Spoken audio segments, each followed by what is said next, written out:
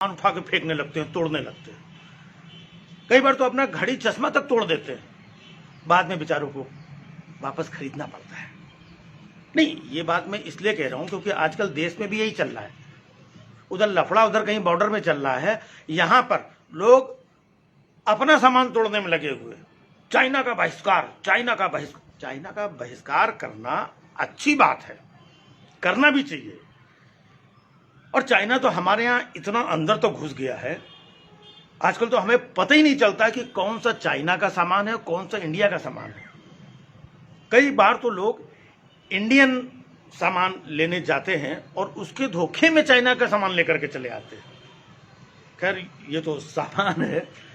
पिछले दिनों तो पश्चिम बंगाल में बीजेपी के कुछ लोगों ने चाइनीज समझ करके किम जोंग का पुतला फूंक दिया। आदमी नहीं पहचान में आ रहा, सामान क्या कहाँ पहचानोगे। इधर कुछ जो मोमोज बेचने वाले नेपाली लोग थे, उनको चाइनीज समझ के उनका बागड़ा पलटा दिया। आदमी पहचानना मुश्किल है यार, सामान कहां से पहचानेगा आदमी।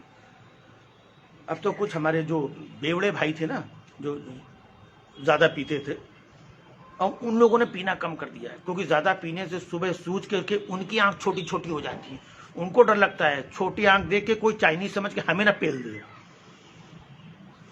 कल तो मैंने देखा कि दो लोग बात कर रहे थे कि यार देखो, चाइना के माल का बहिष्कार होना चाहिए, चाइना के माल का बहिष्कार होना चाहिए।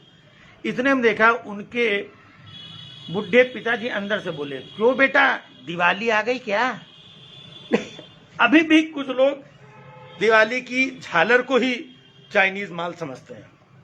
हालांकि चाइना दिवाली में हमारे यहाँ इतनी झालर बेचता है, इतनी झालर बेचता है कि हम लोग तो सिर्फ दिवाली मना पाते हैं और वो हमसे पैसा कमा करके वहां पर दिवाली सेलिब्रेट करते हैं। अच्छा, एक बात मुझे और समझ में नहीं आती है कि ये चाइना से बिजनेस करने का परमिशन ये सरकार देती है, इंपोर्ट करने का लाइसेंस सरकार देती है, टैक्स सरकार लेती है, यहाँ पर माल बेचने का परमिशन सरकार देती है। इसके बाद सामान तोड़ने के लिए गरीब जनता से कहा जाता है अपना सामान तोड़ो, चाइना के माल का बहिष्कार करो। ये कुछ समझ में नहीं आता। मतलब अगर सामान ना तोड़ो तो देशद्रोही हो गए आप, हद हो गई। अच्छा, कुछ लोग करोड़ों रुपए खर्चुअल करके वर्चुअल रैली करने के लिए 72,000 चाइनीज एलईडी का जुगाड़ कर लेते हैं।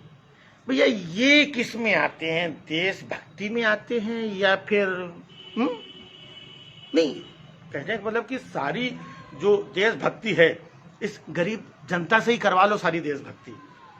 उधर बीसीसीआई वाले कह रहे हैं कि भैया 5 साल तो हम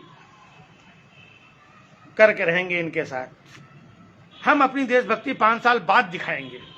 हाँ, क्योंकि 5 साल का एग्रीमेंट है, फिर नुकसान हो जाएगा। और फिर किसने कहा कि 5 साल बाद देशभक्ति नहीं दिखा सकते हो? और हो सकता है कि 5 साल बाद देशभक्ति दिखाने की नौबत भी ना आए। हो सकता है कोई चाइनीज झूला आ जाए जिसमें मोदी जी फिर बैठ के जिनपिंग जपा करना शुरू कर दें। हो सकता है, मतलब मोदी जी वही पूरे विश्व के महान नेताओं में से एक हैं। ऐसा हो सकता है कोई जुगाड़ निकाल लें कि सुनो जिनपिंग, गलवान घाटी में आ जाओ, तुम उधर चाइनीज का ठेला लगाना, मैं उधर चाय की टपरी लगाऊंगा। है नहीं, मतलब हो सकता है।